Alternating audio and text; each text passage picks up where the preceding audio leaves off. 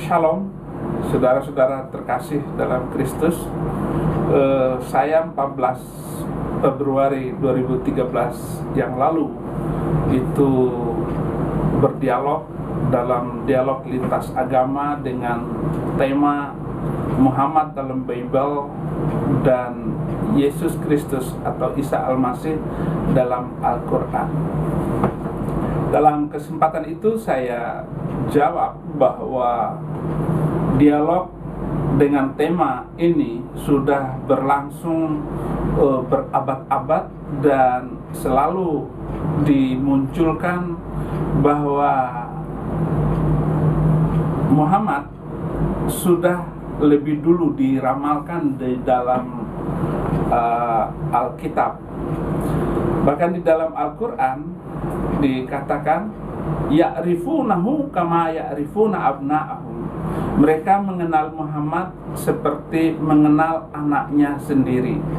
Lalu kalau kita cari di dalam Perjanjian Lama dan Perjanjian Baru, tidak ada satu ayat pun di dalam Perjanjian Lama dan Perjanjian Baru yang meramalkan kedatangan Nabi Muhammad, bahwa setelah Yesus Kristus juga akan datang Nabi Muhammad.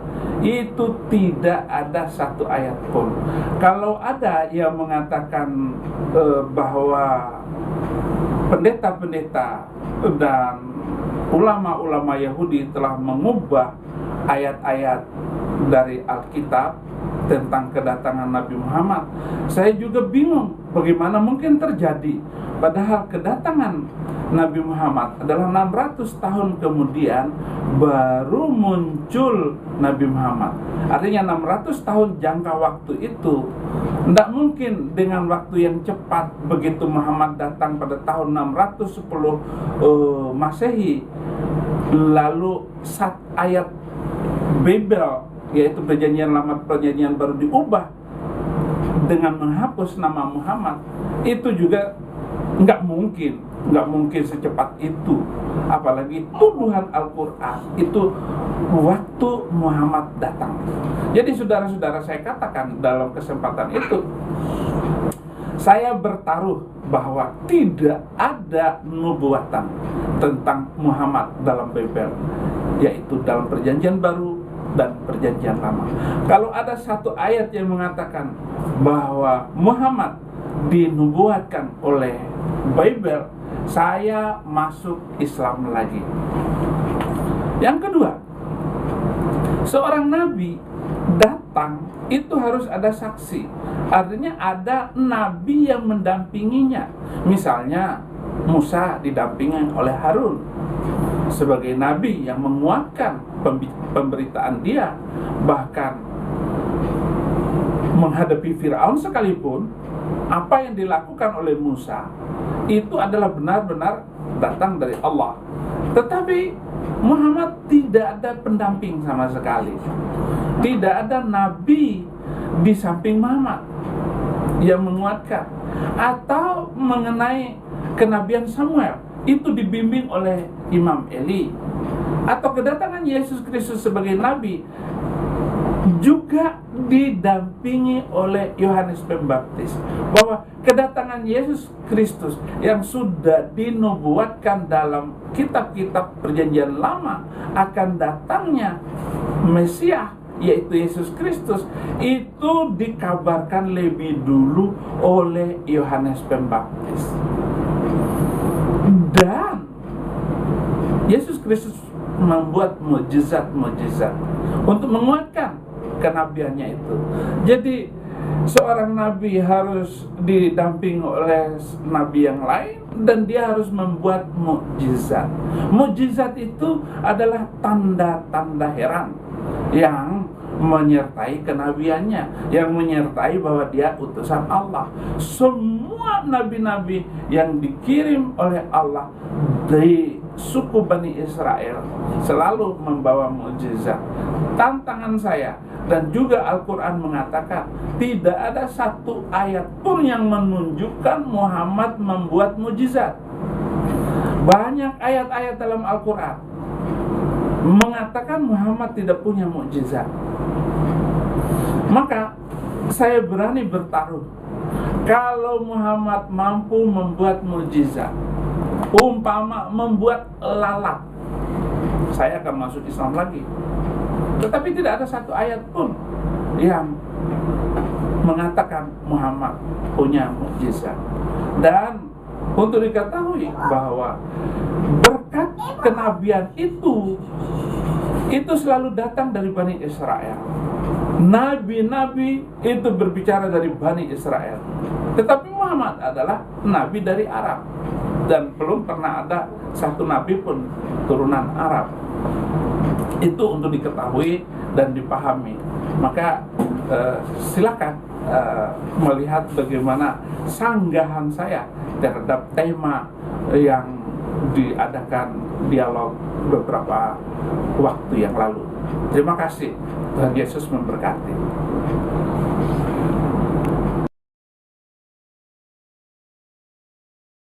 Itu biar di atas disediakan panggung kayak penyanyi panitia, pintar juga ini.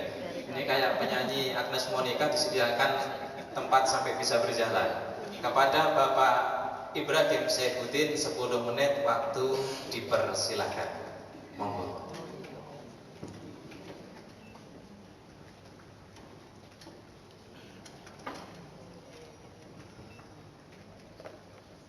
Shalom, Besem Namasia, Assalamualaikum warahmatullahi wabarakatuh. Warabbil Isa Masih. Terima kasih. Kesempatan ini saya akan bergunakan maksimal. Dari kecil saya Muslim. Ibu saya guru agama di rumah tangga itu, dan saya sangat hormat dengan mama saya. Kelas 6 SD saya baca Injil Perjanjian Baru. Kalau ada ayat yang menyenangkan hati, saya baca keras-keras, mama saya tahu. Kemudian saya bilang, "Mak, saya nggak akan menjadi orang Kristen." "Nanti kamu masuk Kristen." "Catat, Mak, saya akan menjadi pembela Islam paling berani."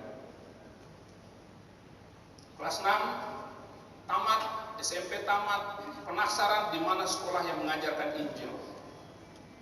Sambil saya baca banyak buku Hamran Amri, Yusuf Roni, saya benci semuanya. SMA Muhammadiyah di Bima, dapat beasiswa dari pimpinan pusat Muhammadiyah. Kuliah di Solo, ambil jurusan perbandingan agama, semua agama saya pelajari. Yahudi, Kristen, Islam saya pelajari. Hindu, Buddha saya pelajari. Kuliah itu saya pakai kesempatan saya. Saya dakwah ke Klaten, Wonogiri, tidak kurang 15 orang Kristen masuk Islam. Pendeta saya debat. Malam ketiga dia bilang Islam itu jorok dan kumuh. Saya bilang pada pendeta itu, "Benar pendeta, tapi harus garis bawahi yang jorok dan kumuh bukan Islam orangnya." Nggak ada orang Islam masuk masjid pakai sepatu. Pendeta itu tidak berkedip memandang saya. "Pak pendeta, sebelum orang Islam bertemu dengan Tuhan, cuci tangan dulu supaya tangannya selalu berbuat baik, wajah berseri-seri, telinga berpikir dingin." Pokoknya saya jelasin arti wudu. Masuk kamar mandi, ambil air sember, diguyur seluruh tubuhnya. Keluar pasak kuyuk, Mas Saifuddin, "Sekarang saya sudah jadi orang Islam."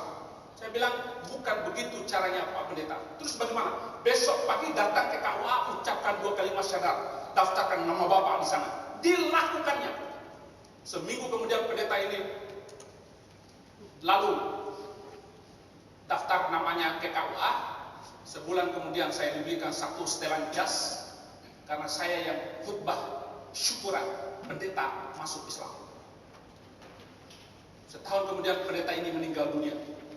Coba kalau dia tahu bahwa orang yang membuat dia masuk Islam sekarang sudah jadi orang Kristen. Kasihan dia. Inilah pendeta sesat yang disesatkan oleh orang sesat. Tapi sekarang sudah mendapat kebenaran di dalam Yesus Kristus. Amin. Saudara-saudara, langsung saya mengajar di Jepara, Jawa Tengah. Saya dapat istri orang Jawa, Jepara. Lahir 3 anak laki semua. Yang pertama saya kasih nama Fikri Khomeini, yang kedua Saddam Hussein, yang ketiga Muammar Gaddafi. Kenapa saya kasih nama itu? Karena saya benci dengan orang Kristen. Saya nggak suka dengan orang Kristen. 3 anak saya mau saya jadikan teroris besar, supaya matiin semua orang Kristen. Tetapi sekarang saya jadi orang Kristen. Rencana Tuhan yang luar biasa.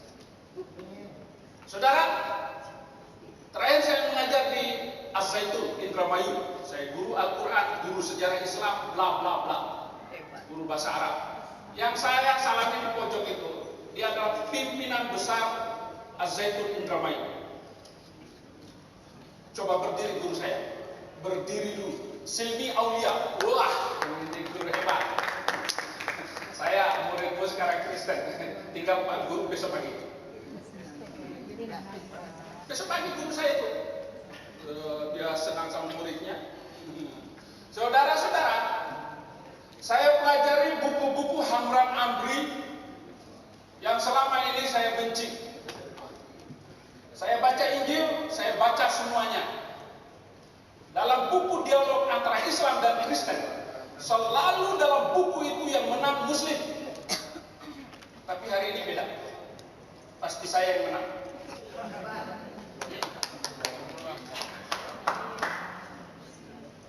Dia selalu bilang begitu. Buku-buku yang saya pelajari, katanya ada nubuat dalam perjanjian baru dan perjanjian lama bahwa Muhammad akan datang. Saya bilang kalau ada sepotong ayat ada Muhammad dalam Injil, saya masuk Islam lagi. Nggak ada satu potong pun. Itu saya pertaruhkan. Saya bukan belajar sembarangan, tetapi saya sungguh-sungguh belajar bahwa tidak ada nama Muhammad dalam perjanjian baru maupun perjanjian lama. Dalam bentuk kata apapun atau rukun kata apapun, Bapak nanti boleh ungkapkan itu. Kita akan baca ayat sebelumnya dan ayat sesudahnya. Ini tantangan loh Pak Kiai, tantangan. Yang kedua, kalau memang Muhammad itu Nabi, tentu ada saksi yang boleh memuatkan itu. Seperti Musa dituntun ditemani oleh Harun. Ada Nabi penolong pembantunya waktu itu. Adapun ungkapan-ungkapan bahwa Muhammad itu Nabi hanya ungkapan dari beliau sendiri. Tak kala orang-orang Nasrani dan orang-orang Yahudi pada zaman itu meminta pertanggungan jawab kepada Rasulullah, apa bukti engkau Nabi? Tunjukkan satu mukjizat. Kalau Muhammad itu adalah Nabi, tentu dia menunjukkan ada bukti beliau Nabi. Tetapi tidak ada satu ayat Al-Quran pun yang menunjukkan Muhammad punya mukjizat. Kalau ada mukjizat dalam Al-Quran, saya masuk Islam lagi sekarang juga. Tunjukkan satu ayat bahwa Muhammad punya mukjizat dalam Al-Quran. Tetapi apa yang saya baca di dalam Al-Quran tentang mukjizat, katakan kepada mereka bahwa mukjizat itu urusan Allah. Dan saya adalah orang-orang yang menanti seperti kamu semua. Jadi Nabi Muhammad sampai sekarang itu sedang menanti mukjizat. Sudah 1400 tahun sampai hari ini. Terima kasih, Tuhan Yesus memberkati. Amin. Tepuk tangan untuk Pak Ibrahim Saifuddin. Cukup mantap dan menggelegar. Bapak, Ibu, dan saudara sekalian, untuk waktu 10 menit yang akan datang, silakan kepada Bapak Ustadz Arifin Purba. Kepada beliau dipersilakan. Tepuk tangan untuk Pak Arifin Purba.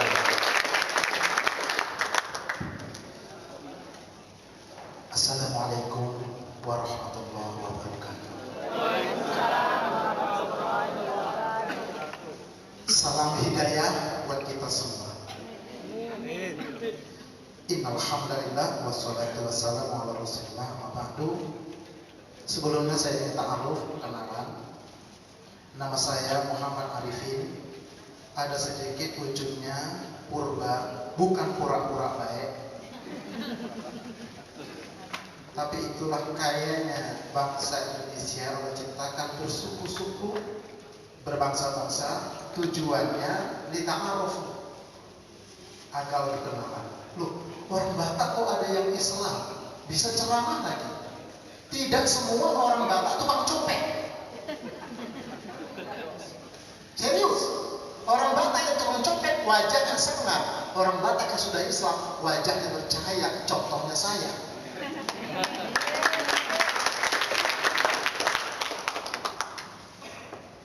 Tema kita Islam menurut Al-Quran, Isa menurut Al-Quran, Muhammad menurut Bible. Agama samawi itu 3, Yahudi, Nasrani, Islam. Sebagaimana disampaikan oleh Bapak Moderator tadi. Pada masanya, benar, perjalanan berikutnya diselewengkan. Baca sejarah. Kalau orang pintar, baca sejarah, terbuka sekarang. Ini maaf, mungkin saya salah. Paulus mengundurkan diri, bukan karena tua, bukan karena sakit. Pusing dia melihat pasturnya 100 orang masuk Islam. Bukan karena pusing. Kenapa? Terjadi perdebatan perjanjian lama yang bahasa Ibrani itu. Perjanjian lama yang sekarang tidak ada satu kata pun bahasa Ibrani. Coba lihat. Saudara-saudara sekalian, ini maaf.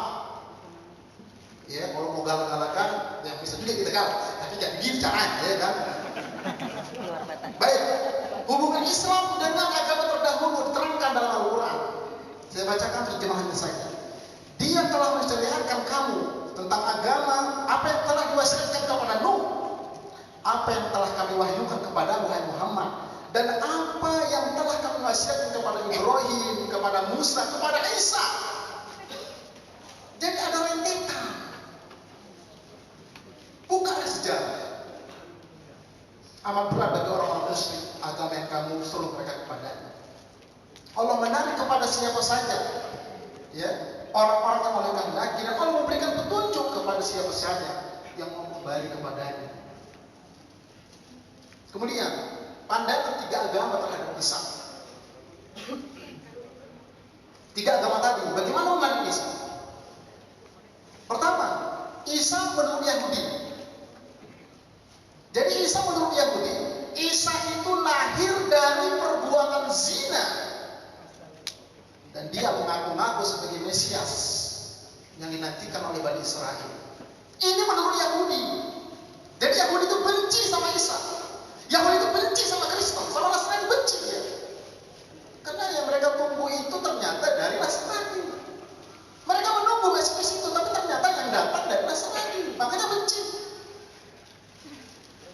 Apalagi kata mereka, kata Yahudi, Isa itu layak mati disalib sebagai hukuman karena dia mengaku-ngaku sebagai Mesias. Dan ketika itu, pada masa itu, orang kalau mati disalib itu terhina.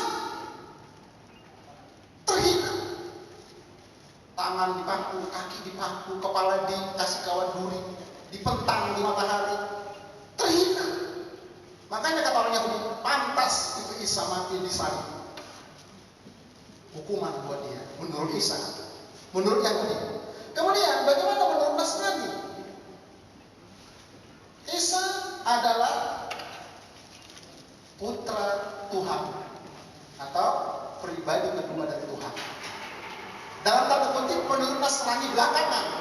Tapi kalau menurut Nasrani, al-Hawariyun, as-Sabiqun al-Awwalun, murid-murid pertama dari Nabi Isa, para pendahulu pertama muridnya Nabi Isa, tidak demikian menganggap ya Isa itu bukan anak Tuhan, tapi itu sama Allah. Nah kemudian Isa mengalami kematian di kayu salib itu demi untuk menebus dosa manusia. Inilah menurut ya Nasrani sekarang. Nah bagaimana Isa menurut Islam? Apakah Islam, apakah Al-Quran membicarakan tentang Isa? Banyak sekali ayat-ayat yang jelas tentang itu. Artinya apa? Batal keislaman seorang muslim kalau tidak mengakui mengakui Isa itu sebagai Rasulullah. Batal. Oleh karena itu mari kita lihat dulu Isa Al-Masih menurut etimologi dan menurut terminologi. Harus paham kita ini. Apa kata-kata Isa Al-Masih itu? Sebutan Isa adalah dalam dialek bahasa Arab. Adapun dalam bahasa Ibrani, nah ini coba lihat di kitab Perjanjian Lama yang asli. Dalam bahasa Ibrani berasal dari kata Esau. Kemudian dalam bahasa Latin mereka menambahkan di depan kata Esau itu huruf Y dan di akhirnya huruf S menjadi Yesaus. Kurang enak didengar, hanya dibuang menjadi Yesus. Dan ini mulai populer sejak abad kedua Masehi di kalangan orang-orang Nasrani yang kemudian sebutan Esau tenggelam. Kata-kata Esau hilang abad kedua Masehi. Silakan baca sejarah. Ini saudara-saudara muslimat. Nah kemudian sedangkan kata Al-Masih atau Mesia atau Mesya atau Al-Masih berasal dari bahasa Arab yang artinya mengusap. Dalam perkembangan kemudian sebutan Al-Masih diubah menjadi Kristus, diminyaki atau diurapi oleh orang-orang Eropa menyebutnya dengan Kristus, sang penyelamat atau penebus dosa. Maka menjadilah Yesus Kristus. Nah kemudian bagaimana menurut Islam? Pertama, Isa lahir atas kuasa Allah. Wahai ahli kitab Yahudi Nasrani, jangan kamu melampaui batas dalam agamamu dan janganlah kamu mengatakan terhadap Allah kecuali yang benar. Sesungguhnya Al-Masih Isa putra Maryam itu adalah utusan Allah yang diciptakan dengan kalimatnya yang disampaikan kepada Maryam dan dengan tiupan roh darinya. Jadi ditiupkan roh tanpa ayah. Itu menurut Isa, menurut Islam. Luar biasa Nabi Isa itu. Nah kemudian Isa dapat berbicara sejak dalam kandungan, sejak dalam buaya maksud saya. Allah berfirman, maka Maria menunjuk kepada anaknya. Ini ketika itu masyarakat pada menuding Maryam ente zina ya, kamu zina ya. Itu anak yang kamu lahirkan itu anak zina. Kemudian ketika itu Siti Maryam kuasa berbicara. Tidak akan berbicara kepada siapapun. Ditunjuklah kepada si bayi. Lalu orang-orang berkata, "Qalu kaifa nukallimu man kana fil mahdi sabiyya?" Bagaimana mungkin kami bisa bicara kepada anak bayi? Tiba-tiba secara mukjizat qala Isa berkata, yang misi merah itu berkata, "Inni Abdullah." Aku ini hamba Allah, bukan ini ibnullah, bukan. Bukan ibnullah tapi Abdullah. Aku ini hamba Allah, bukan anak Allah. Allah memberikan aku kitab Injil dan Allah menjadikan aku nabi. Ini menurut versi Islam. Kenapa ayat ini dibacakan? Kenapa ayat ini turun? Karena ketika Nabi dakwah di Mekah dan di Madinah, banyak di sana orang Yahudi, banyak di sana orang Nasrani. Mereka ingin konfirmasi benar ini Muhammad Nabi. Datang mereka dari Palestina ke sana. Karena disebutkan dalam kitab Taurat dan Injil akan datangnya dari terakhir. Makanya dibacakan. Kemudian Isa adalah utusan Allah, jelas. Menurut versi Islam. Al-Masih putra Maryam itu hanyalah seorang rasul yang sesungguhnya dia telah berlalu sebelumnya beberapa rasul. Dan ibunya seorang yang jujur. Kedua-duanya biasa memakan makanan. Perhatikanlah bagaimana kami menjelaskan kepada mereka ahli kitab ayat-ayat kami. Tapi bagaimana mereka bisa dipalingkan. Kemudian Isa bukan anak Tuhan dan juga bukan Tuhan. Sesungguhnya telah kafirlah orang-orang yang berkata, sesungguhnya Allah ialah Al-Masih putra Maryam. Jadi ini ayat diturunkan ketika itu ada Yahudi, ada Nasrani, dan sudah ada ungkapan mereka ketika itu, Isa itu anak Allah, kafir untuk Islam. Nah kemudian, saudara-saudara yang dimuliakan oleh Allah Subhanahu Wa Taala, Isa diselamatkan dari tiang salib. Ini akidah orang Islam. Dan perkataan mereka, sesungguhnya kami telah membunuh Al-Masih Isa putra Maryam Rasul Allah itu. Ini kata orang-orang Yahudi. Ya. Padahal mereka tidak membunuhnya dan tidak pula menyalibnya, tetapi orang yang diserupakan yang disalib. Nah, kemudian Muhammad dalam Injil. Ya, ini bisa dilihat dari Injil Yohanes 16 ayat 7. Walaupun tidak secara tersurat kata-kata Muhammad, tapi makna di sana. Nah, kemudian bisa juga dilihat 16 ayat 8. Dan yang lebih jelas lagi adalah Yohanes 16 ayat 13. Ada 7 kata ganti dia. Tetapi apabila ia datang, yaitu roh kebenaran, ia akan memimpin kamu ke dalam seluruh kebenaran. Sebab ia tidak akan berkata-kata dari dirinya sendiri, tetapi segala sesuatu yang dengarnya, itulah yang akan dikatakannya. Dan ia akan memberitakan kepadamu hal-hal yang akan datang. Jadi ada 7 kata ia. Jadi ini sebetulnya masih ada lagi. Al-Quran menguatkan tentang berita itu semua. Jadi dalam Al-Quran disebutkan orang Yahudi dan Nasrani mengenal Muhammad itu dalam kitab mereka seperti mereka mengenal anak mereka sendiri. Kira-kira demikian. Tepuk tangan untuk Arifin Sultan. Beginilah kalau orang Batak sudah galak ini. Tetapi diskusi kali ini tidak mencari menang dan tidak mengekspresikan kegalakan. Tetapi diskusi hari ini untuk menjadi media masing-masing pendeta dan ustadz berdakwah kepada kaum yang ada. Bapak, Ibu, dan saudara sekalian yang dirahmati Allah, untuk yang ketiga pembicara kita adalah aktivis gereja, yaitu Bapak Luga Tambunan, sama-sama Bapak ini. Ya, tepuk tangan untuk Bapak Luga Tambunan. 10 menit kepada beliau. Oke, selamat siang semuanya. Siang. Tadi saya mendengar Pak Arif Kubang mengatakan kita harus melihat sejarah. Betul. Tapi cara melihat sejarah, kita melihat sejarah dari level mana? Level bawah atau level atas? Tingkat hikmat seseorang itu levelnya ada. Dari yang 1 ayat 10 mengatakan bahwa orang yang penuh Roh Kudus dikatakan 10 kali lipat. Jadi cara menilai sejarah dari hikmat manusia atau hikmat Roh Kudus. Jadi kita harus mengerti level hikmat.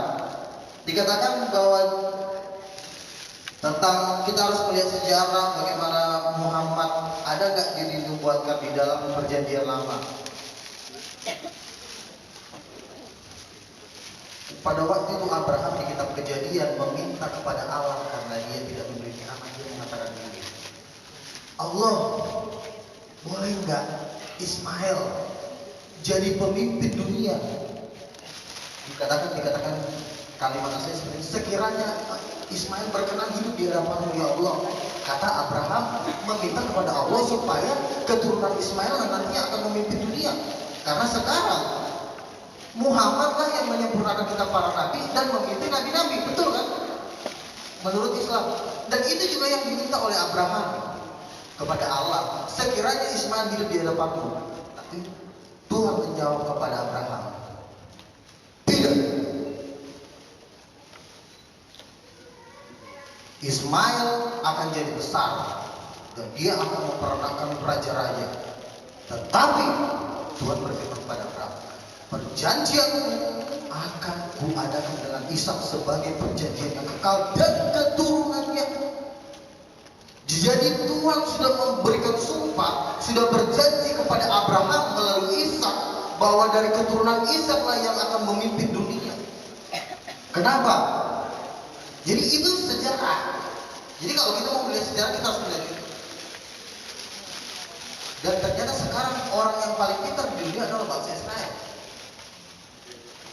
Nah, kenapa Tuhan memilih Ishak untuk memimpin dunia dan memimpin seluruh para nabi? Makanya seluruh nabi-nabi itu semua berasal dari Israel. Musa orang apa? Orang Israel. Daud orang Israel, semua orang Israel. Cuma yang terakhir datang dari Arab. Tetapi Tuhan juga bukan Tuhan yang bodoh. Supaya manusia nanti kan akan ada nabi-nabi palsu, akan ada penyesat-penyesat. Dia memberikan nubuatan. Nubuatan itu apa? Tuhan sudah memberikan persyaratan untuk menjadi pemimpin, untuk menjadi pemimpin nabi-nabi, dia harus diurapi Roh Kudus. Nah, Muhammad, saya tidak menghina dia, tetapi dialah satu-satunya nabi yang tidak memiliki Roh Kudus. Dia tidak diurapi Roh Kudus. Makanya Yesus berkata dalam Yohanes 3 ayat 5, tidak boleh orang masuk ke dalam kerajaan Allah jika dia tidak dilahirkan dari air dan roh. Muhammad menyuruh orang menyembah Allah, sembah Allah katanya. Yesus menyuruh orang cuma menyembah Allah, tapi beda. Bedanya apa?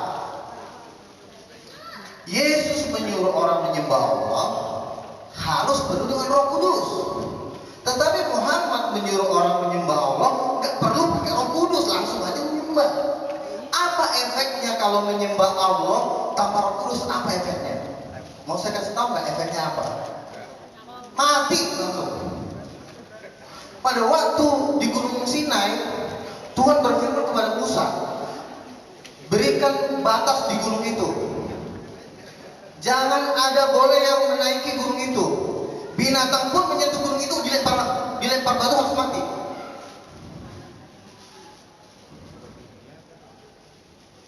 Jadi menyembah Allah tanpa Roh Kudus itu sama juga dengan lidah Anda taruh di kabel KRL. Anda seketika. Nah, jadi perbedaan ini kalian harus tahu. Yesus mengajarkan orang menyembah Allah, Yohanes 3:5, tidak ada orang yang bisa masuk dalam hadirat Tuhan kecuali diarahkan air dan roh. Nah, Muhammad, tujuan Muhammad datang ke dalam dunia ini apa? Mau tahu nggak tujuannya apa? Mau tahu? Oke, nah, dikasih tahu. Tujuannya cuma satu. Jangan sampai Pak Insam penuh dengan Roh Kudus. Jangan sampai Pak Arifin penuh dengan Roh Kudus. Ditutup dengan kalimat yang sangat indah, kalimat yang sangat agung, dibungkus, yaitu La ilaha illallah, Allahu Akbar, Allahu Akbar. Kalau masalah Allahu Akbar, Anda tidak menyembah Allah, Allah udah maha besar. Yang jadi masalahnya adalah Anda berdosa, mau menyembah Allah, mati. Menyembah Allah harus dengan roh. Muhammad tidak mengatakan kepada Islam, jangan kau menolong Roh Kudus saja. Dia tidak mengatakan seperti itu. Entar ketahuan. Dia cuma membuat seperti ini. Udah, kita nggak usah ajarin pengajaran yang satu ini. Suruh aja menyembah Allah. Menyembah Allah. Gimana dong? Terjemah udah sama Allah aja. Gak perlu pakai Roh Kudus. Tetapi Yesus, Dia menurunkan Roh Kudus itu dengan meneteskan darah dan mati. Dia mati supaya Roh Kudus itu turun. Sampai dia mati supaya Roh Kudus itu turun. Nah, Muhammad datang, gak perlu pakai Roh Kudus, langsung aja kita main masuk aja. Kalau bahasa gaulnya selonong boy, main masuk aja. Allah itu kudus. Ada jatuh ke dalam dosa, Roh Kudus mundur langsung.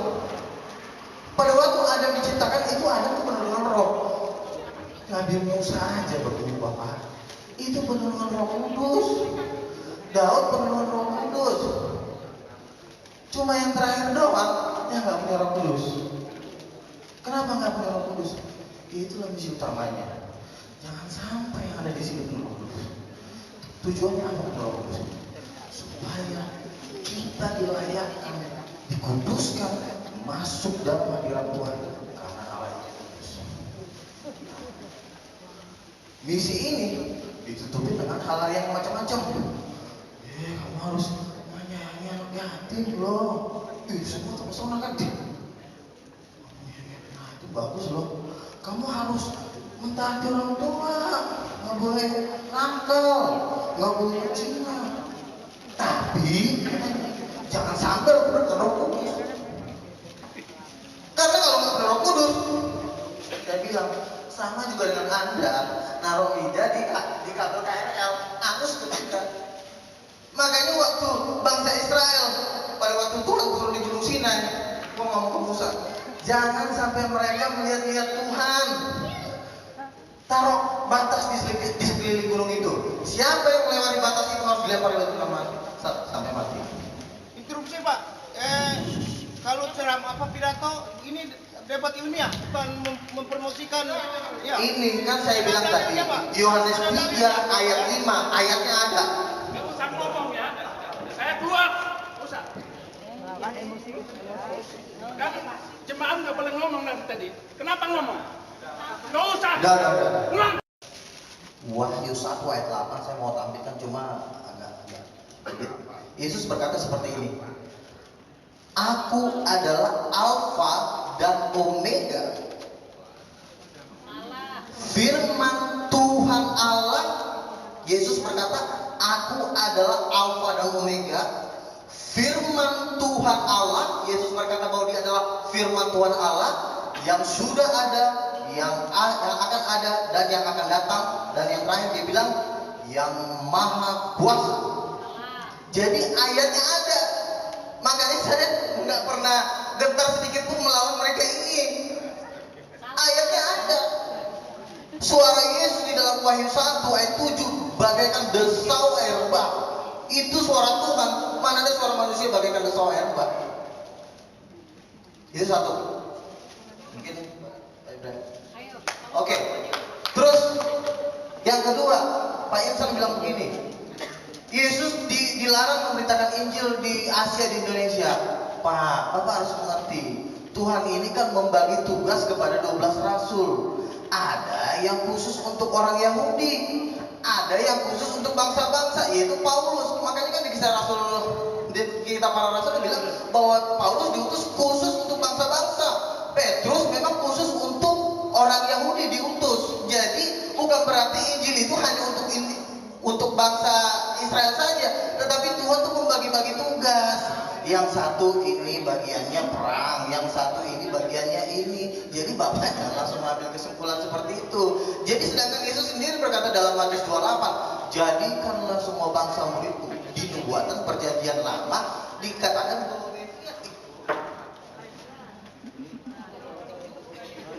nggak diridhoi Bu, bukan. Karena roh kegelapan nggak suka kita berdebat, tapi Tuhan mau kita mengenal Tuhan dengan benar. Oke? Jadi begini, Roh Kudus, Yesus sudah di perjanjian lama sudah dikatakan bahwa Mesias itu untuk bangsa-bangsa. Zakaria 9 ayat 9 mengatakan Raja Mesias, wilayah kekuasaan dari Raja Mesias di Sion adalah dari ujung bumi sampai ke ujung bumi, bukan untuk Indonesia. Jadi pemahaman Pak Insan, Pak, di akhir zaman ini Tuhan sedang membangkitkan nazir, rasul-rasul yang akan memenangkan dunia. Nah sekarang Bapak sedang berhadapan dengan orang seperti itu. Jadi Bapak jangan berpandangan dengan harus pendeta dokter. Kemarin Bu Alicia bilang gini sama saya, lu gak, saya mau masukkan Pak Yohanan. Saya bilang jangan Bu, masalahnya ini. Oh enggak, kamu kan bukan gelar pendeta, Yohanan gelar pendeta. Oh salah Bu. Tuhan itu mau memakai orang, nggak lihat gelar, tapi lihat hati. Amin. Siapapun Tuhan bisa kasih Roh Kudus. Siapapun Tuhan bisa kasih Roh Kudus, Tuhan bisa pakai supaya orang-orang berhikmat dipermalukan oleh orang-orang bodoh. Pendidikan saya cuma SMA, tetapi Tuhan bilang memang orang tidak menerima kau, tetapi aku akan mengangkat kau ke tempat yang tinggi. Jadi artinya kita harus mengenal Tuhan itu 10 kali lipat. Jangan hanya segini secetek. Jadi yang Pak Isa bilang tadi kan hanya untuk Asia. Matius 28 sendiri mengatakan jadikanlah semua bangsa muridku. Yesus berkata Yohanes 3 ayat 16, karena begitu besar kasih Allah akan dunia. Untuk dunia, bukan untuk bangsa Israel. Nah, Pak Isa juga bilang begini, Yesus juga mengajarkan, Yesus itu agamanya Muslim. Yesus juga mengajarkan menyembah Allah. Bapak harus perhatikan satu ayat demi ayat. Yohanes 3:18 berkata, barang siapa percaya kepada dalam nama anak tunggal Allah. Bukan hanya percaya kepada Yesus. Kalau orang percaya kepada Yesus, Buddha juga percaya kepada Yesus kalau dia tokoh agama. Tetapi yang Yesus mau, Pak Insan harus percaya kepada Yesus, bukan kepada kenabiannya. Yohanes 3:18, kepada dalam nama Anak Tunggal Allah. Siapa? Dalam nama Yesus. Jadi harus percaya kepada nama Yesus. Ini yang suruh Yesus. Tapi Pak Isa bilang gini, percaya kepada dia sebagai nabi. Bukan, salah. Yohanes 3:18, percaya kepada dalam nama Anak Tunggal Allah. Berarti percaya kepada namanya, Pak. Itu loh Pak Isa. Nah terus, jadi nama itulah yang kita percaya, bukan kepribadiannya. Jadi terus kita percaya, bukan namanya yang kita percaya. Karena nama Yesus itu bisa menyelamatkan semua. Ada orang kena setan, dalam Yesus keluar. Ada orang sakit, dalam Yesus sembuh. Karena nama itu dahsyat. Itu yang disuruh Yesus, percaya kepada namaku. Pak Insan di waktu kami debat di UIN bilang begini, Yohanes 14 ayat 6, aku adalah jalan dan kebenaran dan hidup, tidak ada seorang pun yang sampai kepada Bapa. Kalau ada ayat seperti itu di ayat yang lain, saya kasih 100 juta katanya. Bener Pak? Ini jawabannya bener ya Pak ya? Sampai gak Pak ya? Bagi dong, bagi. Langsung kan. Gini, Yohanes 14 ayat 6. Tidak ada seorang pun yang sampai kepada Bapa kalau tidak melalui aku. Itulah yang saya jelaskan tadi. Tidak ada orang yang sampai kepada Bapa kalau tidak melalui Roh Kudus. Nah Roh Kudus itu Yohanes 14 ayat 26 turun dalam nama Yesus. Makanya tanpa Roh Kudus tidak ada seorang pun yang sampai kepada Bapa. Makanya Yohanes 14 ayat 6 mengatakan tidak ada seorang pun yang sampai kepada Bapa kalau tidak melalui aku. Artinya nama Yesus, karena nama Yesus itu dengan Roh Kudus itu satu. Bapa, firman, Yesus itu firman. Kalau saya misalnya gini, pindah, ini akan pindah apabila ada kata-kata. Tapi kalau nggak ada kata-kata, nggak ada yang terjadi. Ya Yesus itu firmannya sendiri. Firman itulah yang menjadikan langit dan bumi. Kalau ditanya sama Isa, dengan apa Allah menjadikan langit dan bumi? Ya jadikan aja. Salah jawabannya. Jawabannya adalah Allah menjadikan langit dan bumi. Di dalam kitab Mazmur dikatakan dengan firmannya. Jadi kalau kata Allah mengatakan begini, yang semua yang ada di sini hilang, itulah kuasa firman-Nya. Karena Yesus adalah Wahyu 1 ayat 8. Aku adalah Alfa dan Omega, firman Tuhan Allah yang maha kuasa. Yesus sendiri berkata seperti itu. Berarti Yesus adalah Tuhan. Berikan kemuliaan buat Tuhan. Ya, saya sambung. Tidak ada satu ayat pun mengatakan Al-Quran itu mukjizat. Saya minta satu ayat Pak Kiai. Kalau ada Al-Quran itu mukjizat, ditunjukkan. Kalau Muhammad punya mukjizat, saya bacakan ayat-ayat dalam Al-Quran. Pakai Al-Quran sendiri. Wa yaquluna la anzala alaihi ayatun mir rabbi faqul innamal ghaibu lillah fantaziru inni ma'akum minal muntazirin. Surat Yunus ayat 20, mereka berkata, mengapa tidak diturunkan kepada Muhammad suatu keterangan mukjizat dari Tuhannya? Maka katakanlah, sesungguhnya yang gaib itu kepunyaan Allah. Sebab itu tunggu sajalah olehmu. Sesungguhnya aku bersama kamu termasuk orang-orang yang menunggu. Jelas sekali ayat ini, semua tidak ada menunjukkan bahwa Muhammad bisa menyembuhkan orang sakit, menghidupkan orang mati, dan sebagainya. Tidak ada satu ayat pun. Atau peserta kalau bisa menunjukkan satu ayat, saya masuk Islam lagi. Ada, ada ya. Dan saya jadi Islam Kristen itu amrosi kembali, iman saya goncang. Ada satu agama yang membolehkan manusia membunuh manusia lain karena perbedaan keyakinan. Dari seluruh agama yang ada di muka bumi ini, hanya satu agama yang mengizinkan boleh membunuh manusia lain karena perbedaan keyakinan, yaitu Islam. Waqtuluhum haitsu saqiftumuhum. Al-Baqarah 191. Bunuhlah mereka di mana saja kamu jumpai mereka. Al-Baqarah ayat 191. Kemudian surat Muhammad ayat 4. Ada lagi ayat yang memboleh membunuh orang Kristen. Surat At-Taubah ayat 29. mindset pola berpikir. Sebagaimana ikan mulai busuk dari kepalanya. Kalau inseknya udah pucat, gambling. Manusia pun begitu. Kalau ininya rusak, ininya rusak, perbuatannya rusak. Yang kedua, saya ingin katakan bahwa Al-Quran itu mukjizat. Wahai manusia, ya ayuhan nas, qad ja'atkum mau'izatun min rabbikum wa shifaa lima fis sudur wa hudan wa rahmah lil mu'minin. Luar biasa, banyak sekali ayat Al-Quran menjelaskan bahwa Al-Quran itu mukjizat, dan mukjizat itu diberikan kepada Rasulullah. Cukup itu pembelaan saya, silakan. Masih ada waktu? Dan sebenarnya 2 menit pendek saja. Maaf, Bung Pendeta dan Om Pendeta dan juga para pengerja semuanya. Sekali lagi tema ini tidak bisa diajak lari, bos. Ya, temanya saja. Temanya adalah bagaimana Jesus di dalam Al-Quran, bagaimana Rasulullah SAW di dalam Injil, itu aja. Jadi kalau masalah yang tadi kita bahas itu nanti lari jauh sekali. Ya, lari jauh sekali. Debat ini diadakan untuk saling menghargai dan saling mengasihi. Perbedaan memang dilayakkan oleh Bapa di sorga agar kita berbeda punya warna. Gitu. Pada dasarnya semua perbedaan ini asalnya satu. Selama Islam, keselamatan yang sejati, evangelion, kabar baik tentang keselamatan, Injil.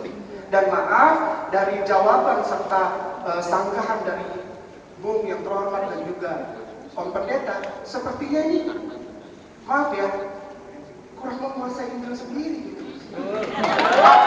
Enggak, saya nggak mau bicara begini kalau tidak dimulai dari tadi. Sejak awal saya bilang bahwa debat ini adalah untuk menunjukkan kasih yang sejati, kasih dan kerendahan hati yang sejati yang Kristus tunjukkan kepada orang-orang. Saya tidak dapat dari bos, betul. Hari ini bos bilang bahwa dia menunjukkan dirinya Tuhan. Ketika bos baca Wahyu itu Yohanes yang tulis di Pulau Patmos itu tentang vision tentang hari akhir. Dan di situ tidak pernah diceritakan bahwa yang nampak seperti seorang pemuda itu bersinar-sinar itu Kristus Yesus. Allah tidak pernah main riddle, Allah tidak pernah main teka-teki. Dari sejak pertama kejadian 1 sampai Wahyu, Allah tidak pernah main teka-teki. Kalau dia bilang A, kalau dia bilang suruh sunat 17, kejadian 17 dan 13 sunat, potong kulit kata. Enggak ada sembunyi-sembunyi, enggak ada. Kristus pun kalau kasih riddle, kasih perumpamaan, dia jelaskan di akhirnya, bos. Jadi tidak ada itu. Kalau memang bos bilang dia menyatakan dirinya sebagai Allah, sebagai Tuhan, Wahyu 1 pun baca lagi, Matius 7 ayat 21, bos. Dia larang orang untuk panggil dia Tuhan. Berarti Yesus pelin-pelan. So, tidak ada salah penafsiran. Tidak ada. Bos, gini, dengarkan dulu. Saya dengarkan bos tadi. Saya tidak pernah potong. Bos, maaf, Matius 7:21 ditulis dengan jelas, dengan bahasa yang jelas, karena dia tahu si pendengar belum tentu ahli teologi semua. Si pendengar itu adalah rakyat jelata yang dikasih seperti Bung bilang. Begitu besar kasih Allah akan dunia ini, sehingga dia mengaruniakan anak yang tunggal, supaya barang percaya akan dia tidak binasa, melainkan beroleh hidup yang kekal, karena dia membawa ajaran langsung dari Bapaknya. Ajaran, bukan dia Allah Bapaknya, bukan. Ini masih waktu saya, bos. Bapak Ibu, saya tidak pernah bawa Bible, tapi biasanya saya bawa Bible. Saya tidak berani bawa Quran, karena itu terlalu suci buat saya. Terlalu suci buat saya. Saya baca Al-Baqarah berulang-ulang, dan saya tidak mau hatam cepat-cepat karena saya harus tahu dulu apa artinya. Karena itu adalah sifat, karena itu adalah obat. Obat jangan dimakan terlalu banyak, nanti jadi racun. Tapi harus hati-hati sesuai dengan dosisnya. Bapak Ibu, begitu juga Matius 7:21. Di situ ditulis dengan jelas sekali bahasa yang gamblang. Yesus sendiri keluar dari mulutnya, Jesus Christ yang sangat aku hargai dan aku kasih. Sampai dia bilang begini, bukan setiap orang yang berseru kepada Tuhan, Tuhan, Adonai, bukan Kyrios, bukan Kyrie dalam bahasa Yunani, tapi Adonai. Bukan setiap orang yang berseru kepada Tuhan, Tuhan akan masuk dalam kerajaan sorga, tapi dia yang melaksanakan pekerjaan Bapakku. Dia yang melakukan kehendak Bapakku. Kehendak Bapakku apa? Disunat, wudu, puasa, ruku, sujud, sholat tengah malam seperti Yesus di Getsemani, tahajud 6 rakaat. Oh, itu semua sudah nyata dan gamblang. Tidak usah pakai perumpamaan, tidak usah pakai kita milik dari yang tersuram capek. Yesus tidak mau capek. 3 tahun dia di sini, kasihan. Jangan minta dia jadi Tuhan.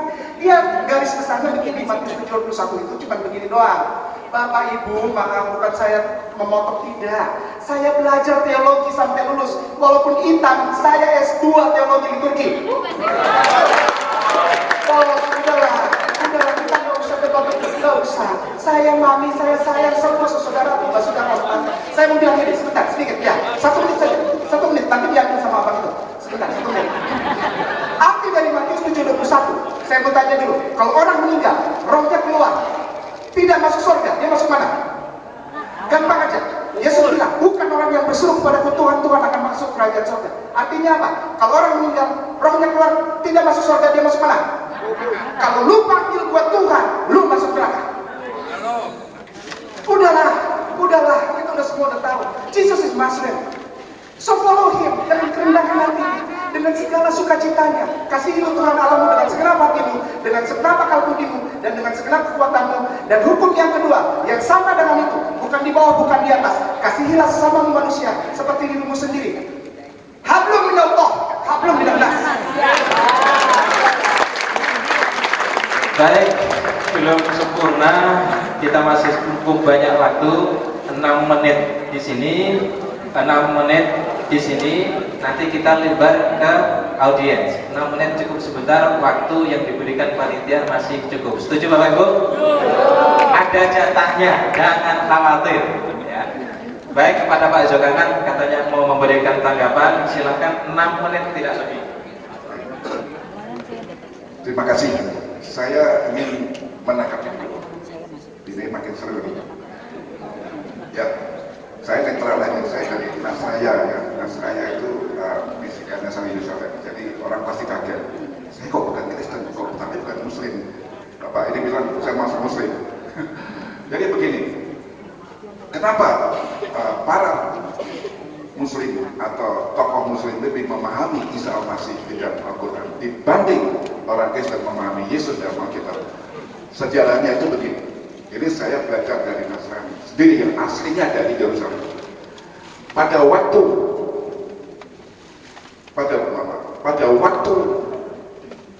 Yerusalem itu 2 kali dihancurkan, 1 kali tahun 70. Yang terakhir rata, tidak ada satu pun bangunan kecuali 3 tembok itu tahun 136. Kemana mereka semua? Keluarga Yusuf Maryam, mereka lari ke arah ke Syria, lalu masuk ke India, Nepal. Itu tidak direkod oleh orang-orang teologi, memang tidak ada. Lalu yang lainnya masih mengalami pemulihan dari Mesias Yeshua, itu lari ke Arab. Sampai nanti ada namanya Warakah yang pamannya sendiri Muhammad. Makanya Warakah itu lebih tahu sifat Isa Al-Masih, sifat Yesus atau sifat Yeshua, karena dia dekat tiap hari ketemu Yeshua. Saya tidak heran kalau memang orang Muslim lebih tahu Isa Al-Masih lebih detail daripada orang Kristen mengenal Yesus. Di sini perbedaannya. Lalu yang dibawa oleh Paulus itu, Paulus lari ke Tarsus ya, di daerah dia, Turkia itu, tapi itu pun bukan Paulus, karena Paulus sudah mati juga, martir ya.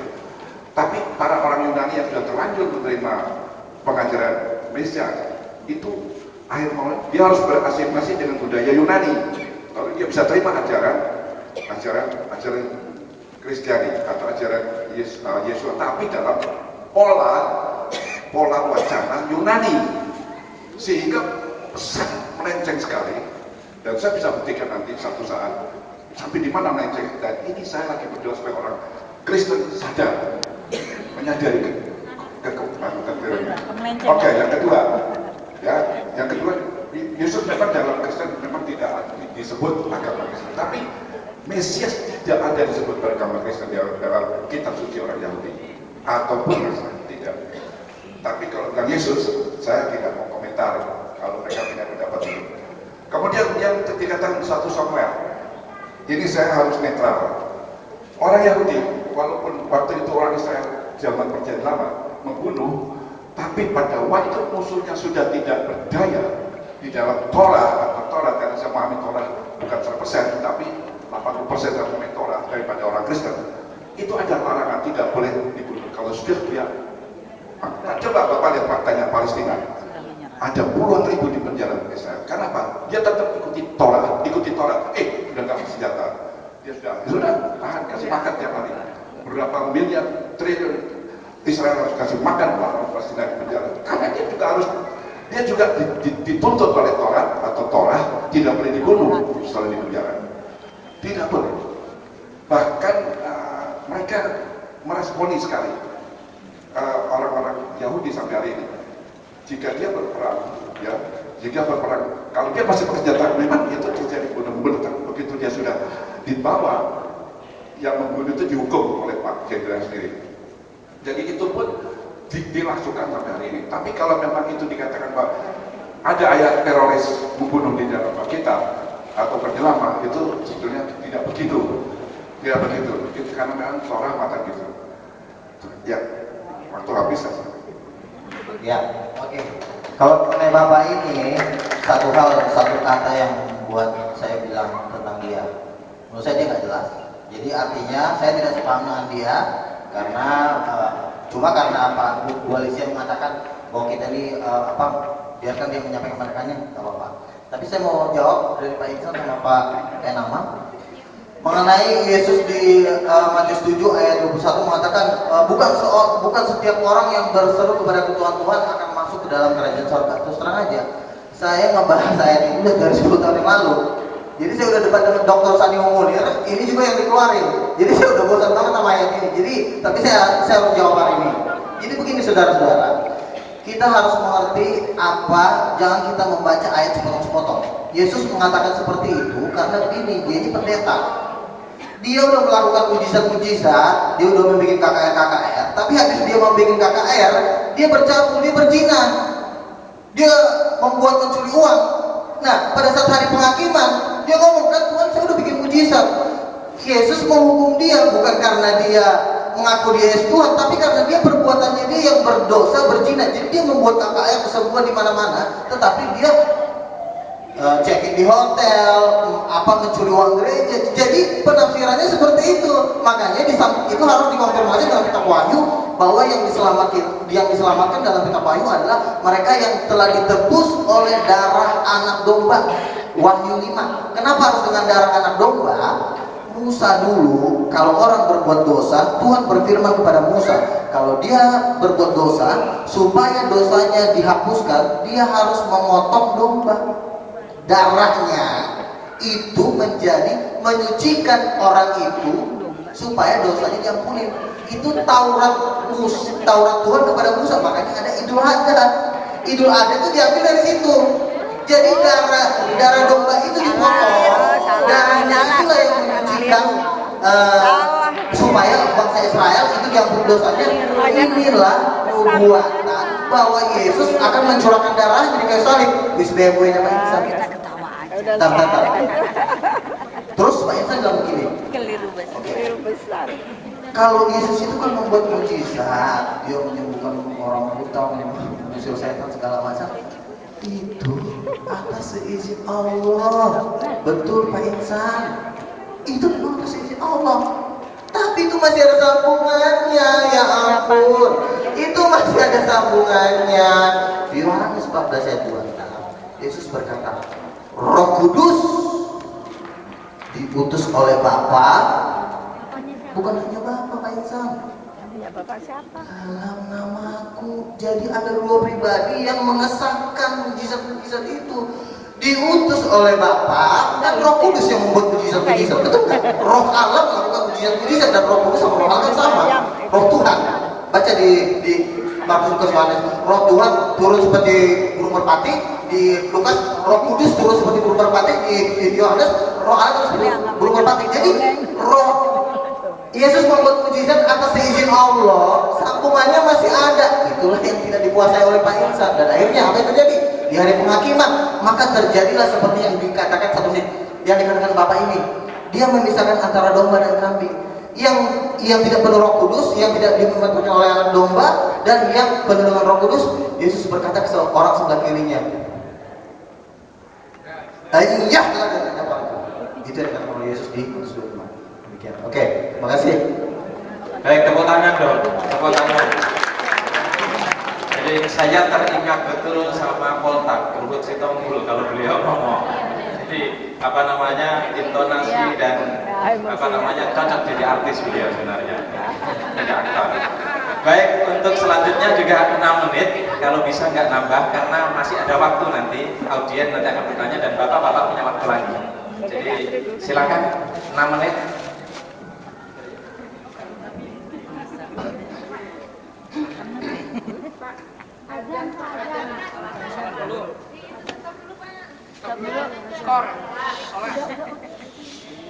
Orang yang berseru kepada Tuhan, Tuhan akan masuk ke dalam kerajaan surga, melainkan mereka yang melakukan menurut kehendak Bapakku yang di surga. Gitu kan? Itu teks aslinya bunyinya begitu, nggak pasti di komanya yang saya baca tadi, itu nggak saya tambahkan. Jadi yang selamat kata Yesus bukan orang yang berseru Yesus atau memanggil Yesus, tapi orang yang melakukan menurut kehendak Bapaknya. Bapaknya siapa? Ya Allah. Ya kan?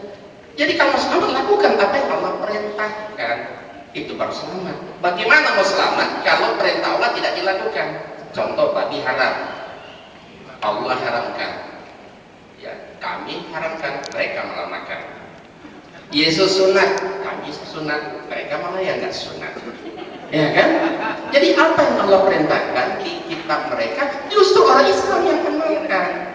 Berarti kalau itu kami yang selamat dong. Ya kan?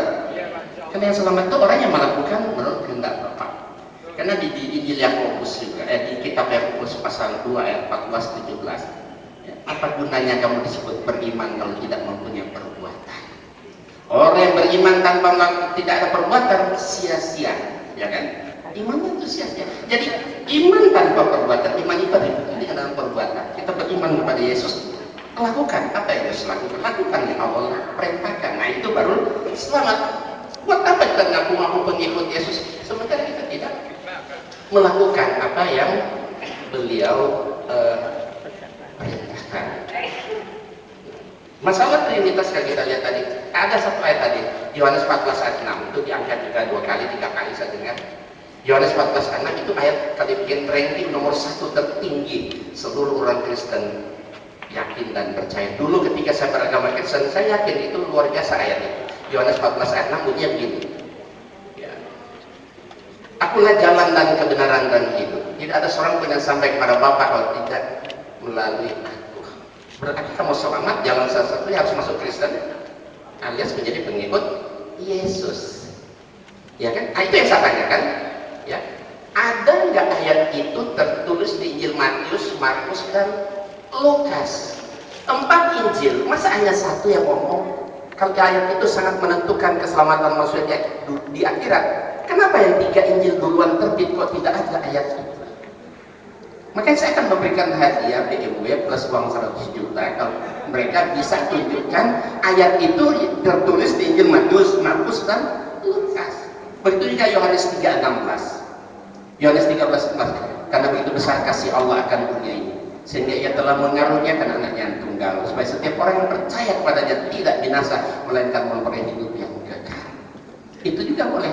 Tolong cari ayat itu di Injil Matius, Markus, dan Lukas. Saya yakin kalau ngadu hafalan Alkitab, saya lebih banyak hafal daripada pendeta itu.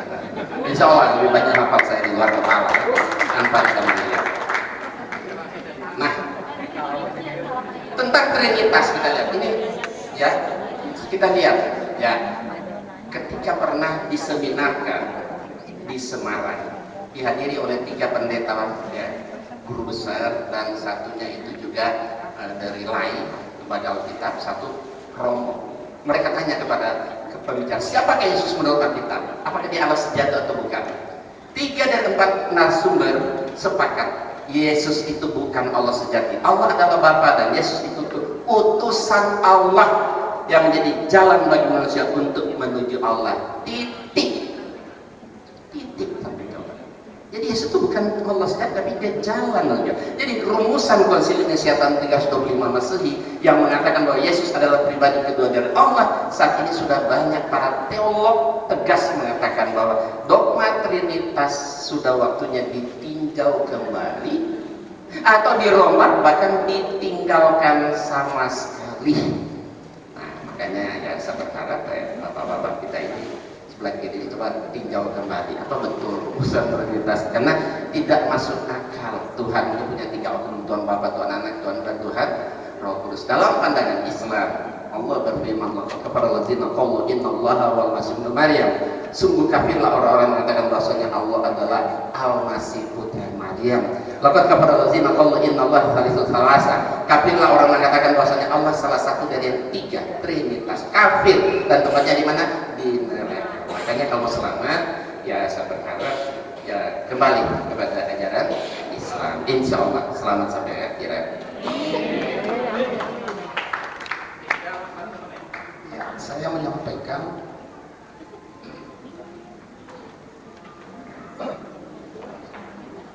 ini. Alladzina atainahumul kitaba ya'rifunahu kama ya'rifuna abna'ahum. Orang-orang Yahudi Nasrani yang telah kami berikan kitab Taurat dan Injil kepada mereka, mengenal Muhammad itu, mengenal sifat-sifat Muhammad itu yang disebutkan di dalam Taurat dan Injil, seperti mereka mengenal anak-anak mereka sendiri. Dan sesungguhnya sebagian di antara mereka menyembunyikan kebenaran padahal mereka mengetahui. Karena turun-temurun itu diajarkan seperti yang disampaikan oleh Bapak tadi. Itu diajarkan turun-temurun. Mereka tunggu-tunggu, tapi ternyata Nabi Muhammad bukan dari Bani Israel. Makanya mereka sakit hati, itu masalahnya. Cukup. Baik Bapak Ibu dan Saudara sekalian, waktu untuk sesi kedua sudah selesai. Masing-masing mendapatkan porsi waktu yang sama dan adil, tetap dalam rangka untuk menjadikan forum ini adalah media dakwah dan media mengemban misi. Bagaimana Roh Kudus itu disampaikan dan bisa dipahami, bagaimana pemahaman tentang Yesus, Isa, dan juga tentang Nabi Muhammad juga dipahami secara bersama-sama. Semua akan terpulang dan kembali kepada Bapak Ibu sendiri, karena itu bertanggungjawabkan iman di akhirat kelak. Oleh karena itu, sekaranglah tiba saatnya untuk Bapak Ibu datang tidak sia-sia. Silakan 3 orang dari bapak-bapak, 3 orang dari ibu-ibu. Saya perlu istikharah dulu ini. 1, 2, 3. Ibu-ibu. 1, ibu-ibu. Ibu-ibu. Ibu-ibu 1, 2, 1 lagi ibu-ibu. 3. Bapak-bapak dulu, 1 pertanyaan padat dan singkat. Ya, tidak boleh lebih diminta bayaran lagi. Terima kasih. Assalamualaikum warahmatullahi wabarakatuh. Nama saya Ramli Randa, asal dari Toraja. Saya kagum sama Bapak sekarang tadi. Pak, saya begini, bahasa Qurannya kalah saya sama sekali nggak ada apa-apanya. Cuman sudah pindah agama gitu loh. Jadi saya maklumi tadi kalau beliau itu sudah lupa makna-makna Al-Quran. Wa tawassaw bil haqq wa tawassaw bis sabr. Lupa beliau. Ya, innallaha la yuhibbu man kana mukhtalan fakhur. Sesungguhnya Allah tidak menyukai orang-orang yang sombong dan membangga-banggakan diri. Lupa ayatnya beliau. Ya, oke. Saya ini maaf, saya bukan mau bertanya, saya ingin memberikan beberapa tanggapan, yaitu mengenai ketuhanan Yesus. Dari tadi saya tunggu-tunggu ayatnya tidak ada yang disebutkan, yaitu Yohanes 17 ayat 3. Itu adalah Yesus yang bersyahadat. Yesus menyatakan, inilah hidup yang kekal. Hidup yang kekal artinya masuk surga. Bahwa mereka mengenal engkaulah satu-satunya Allah yang benar, dan mengenali Yesus Kristus yang engkau utus. Tidak ada Allah selain Dia Allah Bapa.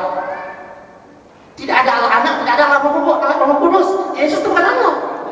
Sangat jelas. Dia sudah menyatakan Allah lain itu tidak benar. Allah Anak, Allah Roh Kudus itu tidak benar. Yesus. Ini yang kalian lupa. Baik Pak. Ya, sebentar. Saya tambah 2 ayat lagi.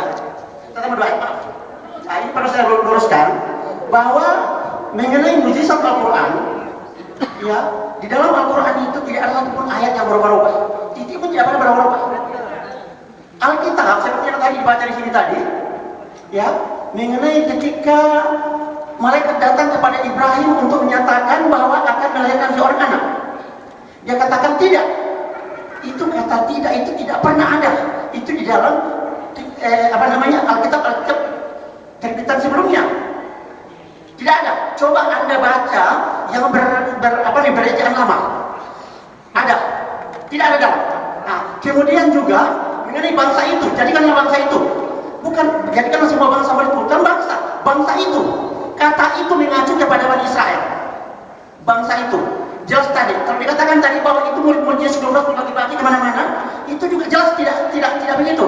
Karena Yesus menyatakan, ya, kepada mereka, janganlah kamu menyimpang. Ini semua kamu itu artinya 12 murid ke jalan bangsa lain, tapi pergilah kamu kepada Bani Israel. Itu jelas. Baik. Tidak ada bagi-bagian. Masih banyak yang saya ingin sampaikan, tapi sayang sekali. Nanti ada forum Bapak untuk bicara. Nanti ada forumnya, ya.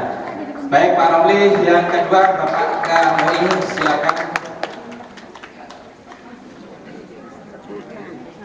Singkat pada satu bahasa. Terima kasih. Assalamualaikum warahmatullahi wabarakatuh. Nama saya Suwito. Baik Pak, silakan.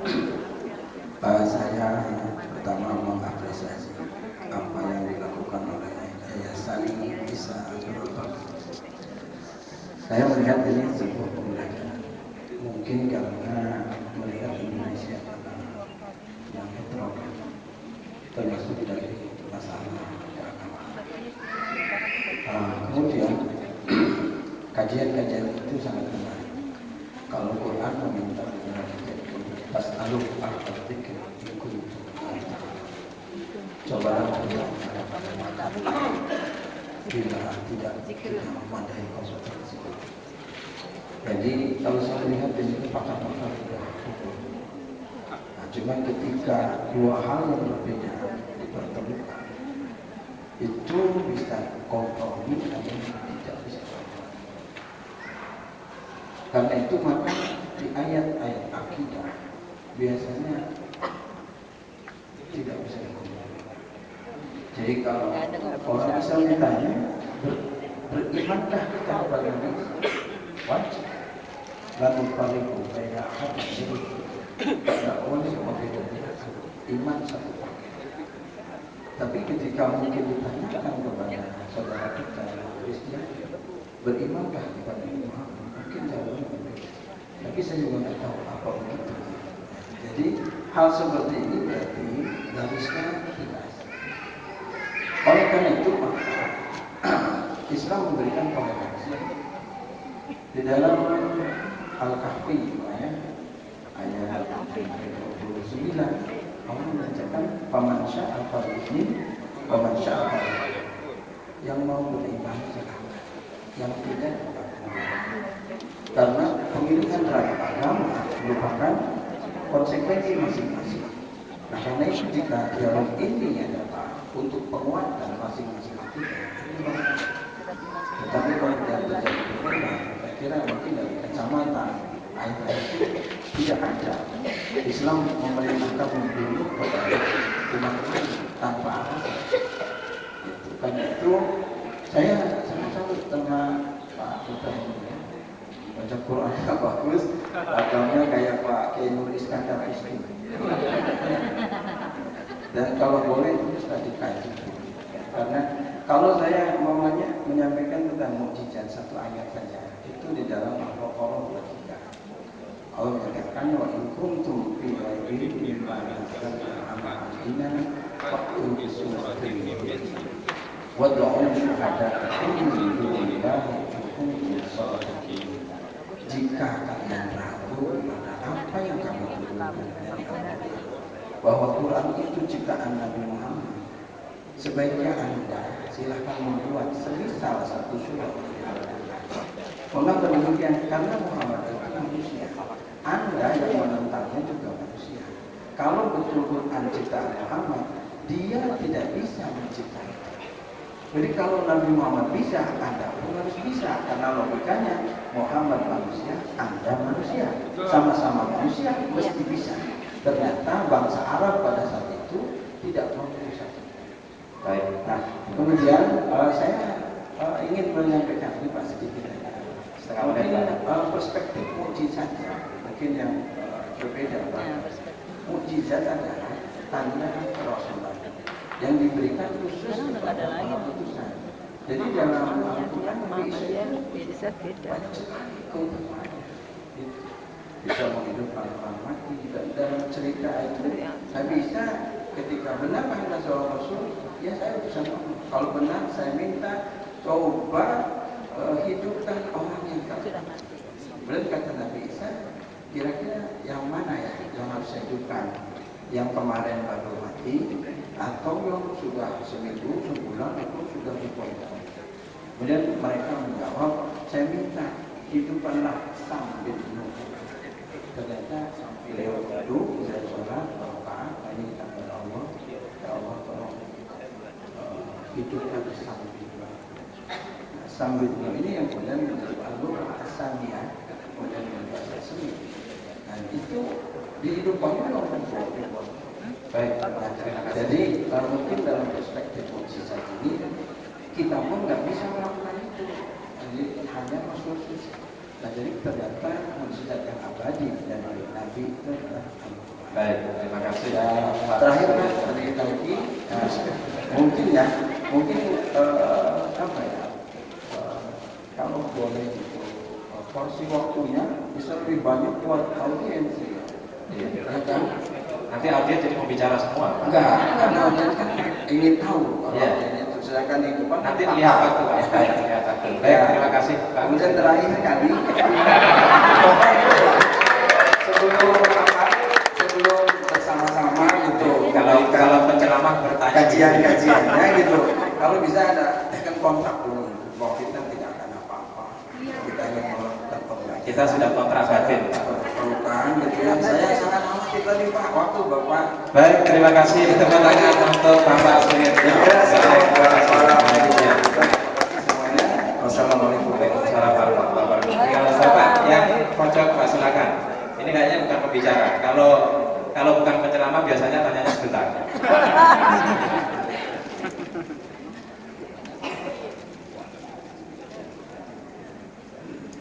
Silakan Pak, singkat padat Pak. Akan lebih singkat lagi. Ya. Assalamualaikum warahmatullahi wabarakatuh. Saya meneruskan nama siapa? Wicaksono dari Kelapa Gading. Saya meneruskan berbagai perihal mukjizat. Saya melihat dalam Bible pun begitu banyak mukjizat. Nah, sekarang saya ingin tes keimanan Bapak karena Bapak adalah orang yang percaya. Betul Pak? Saya harus konfirmasi dulu. Bapak adalah orang yang percaya dengan Yesus Kristus. Sudah Bapak langsung saja. Langsung, saya ingin Bapak minum ini. Ini adalah racun yang mematikan. Jujur, ini racun yang mematikan. Jadi kalau Bapak yang Kristen di sini silakan mau coba, boleh. Karena dalam Markus 16:17, tanda-tanda ini bagi yang percaya. Kalau saya nggak percaya, saya nggak minum ini. Bagi bapak-bapak yang percaya, Bapak diberikan 3 hal tanda-tanda. Pertama, Bapak tidak akan mati minum racun. Kedua, Bapak akan mengerti bahasa-bahasa baru. Ya. Yang ketiga, apa Bapak mau minta? Dipatuk ular. Baik, dipatuk ular. Tapi saya nggak berani bawa ular, saya nggak berani. Sudah kami tangkap maksudnya. Ya, kenapa celaka? Oke, ini adalah kan barangkali ada yang berani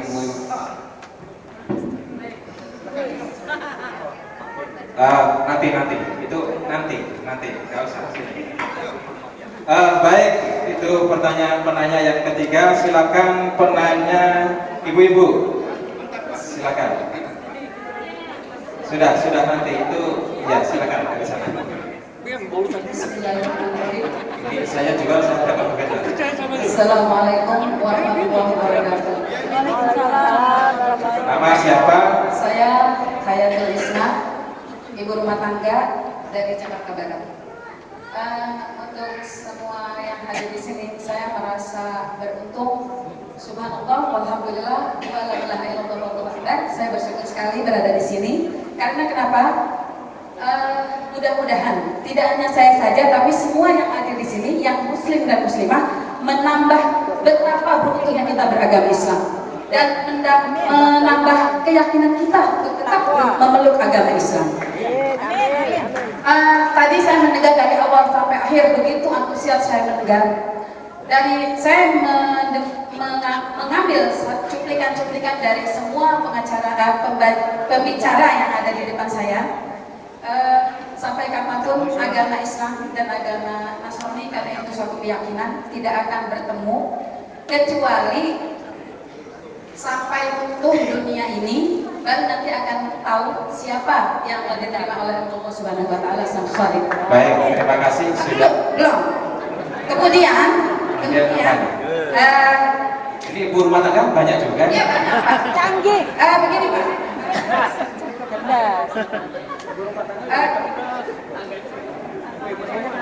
Terus kan mukjizat itu urusan Allah ya. Mukjizat itu urusan Allah. Dalam Al-Quran itu sebuah mukjizat yang diberikan oleh Rasulullah SAW, yakni Nabi Muhammad. Nah, di dalam Al-Quran itulah ketika kita menghadapi dunia yang menghadapi fenomena dunia yang semakin menggalaukan kita, meresahkan kita dan membuat menangis kita berada lama-lama di dunia ini, maka ketika kita membacakan Al-Quran akan tergetar hati kita. Ala bidzikrillahi tatma'innul qulub. Begitu. Seperti saya bergetarnya mendengar penuturan Bapak Agustinus ya Pak. Agustinus yang baru masuk Islam ya Pak. Bapak baru masuk Islam kan?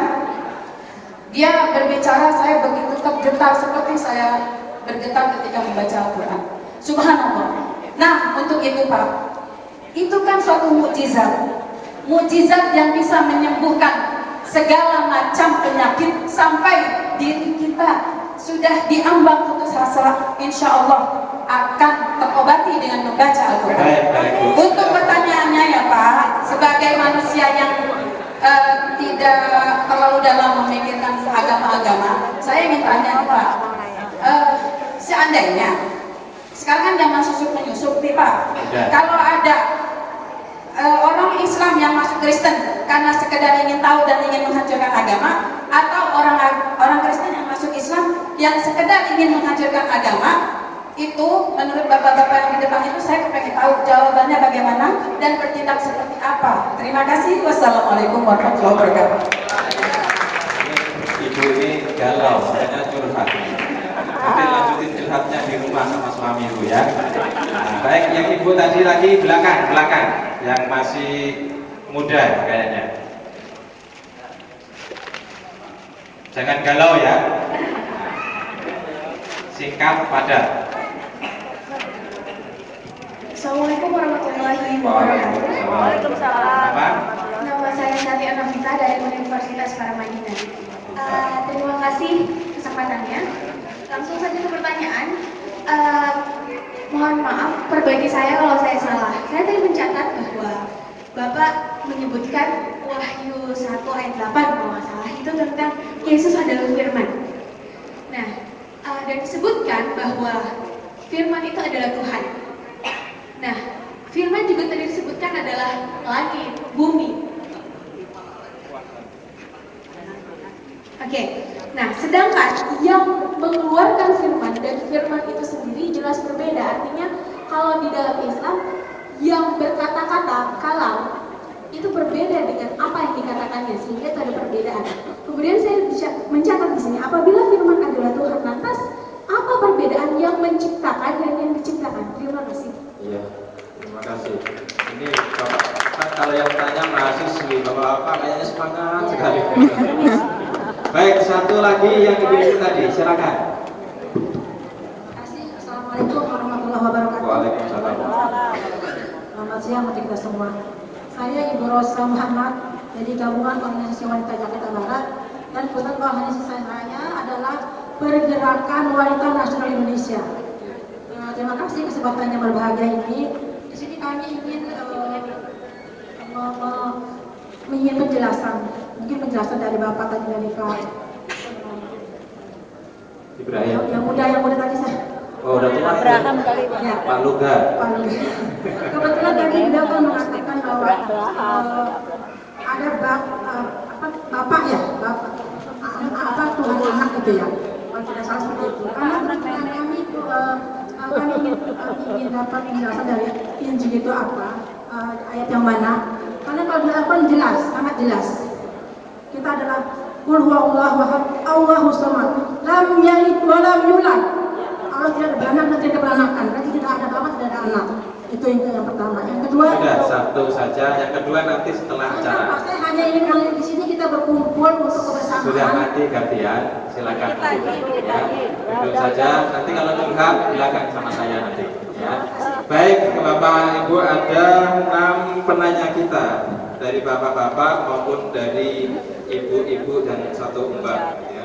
Yang saya kasih waktu, kalau sudah masih ingat semua, kalau masih ingat, saya kasih waktu 10 menit. Silakan siapa yang mau menjawab, dipersilakan. Saya harus berdiri karena ini serius. Jadi pertama, Bapak tadi bilang ini saya bawa racun, karena Yesus berkata mereka akan meminum racun. Yesus tidak pernah berkata minumlah racun. Yesus tidak pernah berkata apabila mereka minum racun. Artinya begini, saya misalnya penginjilan ke Kalimantan. Pada saat saya duduk disuguhkan yang punya ketua adat air, ternyata racun saya nggak tahu. Saya minum, itu selamat. Dan pernah ada kejadian itu di Kalimantan, tempat saya penginjil, dia disuguhin minuman. Pada saat dia mau minum itu pecah gelasnya. Oh, berarti benar firman Tuhan. Jadi kalau Bapak suruh saya minum, ya Yesus berkata minumlah Roh Kudus. Roh Kudus yang harus diminum karena itu air kehidupan, air Zam-Zam kalau kata orang Arab. Jadi yang perlu diminum itu Roh Kudus, Pak, bukan racun. Ini tidak pernah Yesus menyuruh orang minum racun. Oke, itu jawabannya. Terus yang kedua, Bapak bilang begini. Yohanes 17 ayat 3. Inilah hidup yang kekal itu, yaitu mereka menyembah, percaya kepada Engkau satu-satunya Allah yang benar dan mengenal Yesus Kristus yang Kau utus. Kalau Bapak baca cuma ayat ini, Pak, Yesus kan ngomong ini kan di ayat 17. Kalau Bapak baca di Yohanes 3 ayat 18, itu sebenarnya satu ayat pasal demi pasal itu berkaitan, Pak. Jadi Bapak sambungkan Yohanes 17 ayat 3 dengan Yohanes 3 ayat 18. Karena Yesus berkata, percayalah kepada dalam nama Anak Tunggal Allah. Jadi Bapak Yohanes 17 ayat 3 percaya kepada Allah dan mengenal Yesus Kristus. Apa yang boleh dikenal? Kenabiannya? Bukan, namanya. Makanya Yohanes 14 ayat 26 berkata, Roh Kudus, Bapa mengutus Roh Kudus dalam namaku. Jadi mereka satu, Pak. Bapa, Firman, Roh Kudus itu apa? Roh Kudus itu adalah kekuatan Tuhan, Roh Tuhan. Itu loh. Jadi Bapak harus menyambungkan ayat, jangan satu ayat. Bahaya, Pak. Itu efeknya binasa, Pak. Jadi kita apa? Iya, jadi intinya itu percaya kepada Allah dan mengenal Yesus Kristus. Mengenal Yesus Kristus bukan cuma hanya mengenal Nabi. Baca Yohanes 3 ayat 18, mengenal dan percaya kepada namanya, nama Yesus. Makanya kami mengusir setan berdoa kepada Bapa dalam nama Yesus, bukan hanya Bapa langsung dalam nama Bapa, bukan, Bapa dalam nama Yesus. Makanya Yesus berkata berdoa kepada Bapa dalam namamu, karena mereka Tritunggal. Itu, Pak. Oke, pertanyaan tadi satu lagi ya, Wahyu 1 ayat 8 saya mau jawab. Oke, ya, Wahyu 1 ayat 8 dikatakan ayat 1 ya. Apa salah satu ayat 8? Apa perbedaannya firman dan yang berfirman? Bedanya begini. Kalau saya berkata begini, pindah, mulut saya berkata pindah, maka tangan saya memindahkan. Ini bisa pindah karena firman, karena perkataan saya. Kalau saya ngomong begini, Tapi karena pindah dia. Nah, langit dan bumi, Tuhan Allah menciptakan langit dan bumi bukan begini. Dia berfirman. Jadi artinya peran firman, kalau nggak ada firman, langit dan bumi nggak jadi. Kalau Allah ngomong kayak gini, nggak berfirman dia, jadi nggak langitnya? Nggak jadi. Tapi karena Allah mengatakan jadi, maka jadi. Itu kuasa firman. Dan firman itu Yohanes 1 ayat 1. Yohanes 1 ayat 1 itu yang menulis rasul. Dia mengatakan pada mulanya adalah firman.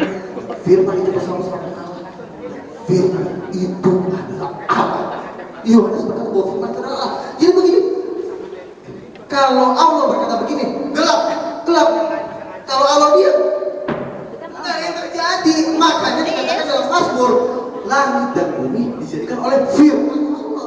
Firman Allah itu apa? Allah sendiri, hatinya Tuhan, rohnya Tuhan. Makanya ini keluar. Kalau saya mati, saya tidak bisa ngomong lagi karena firman itu adalah saya sendiri. Makanya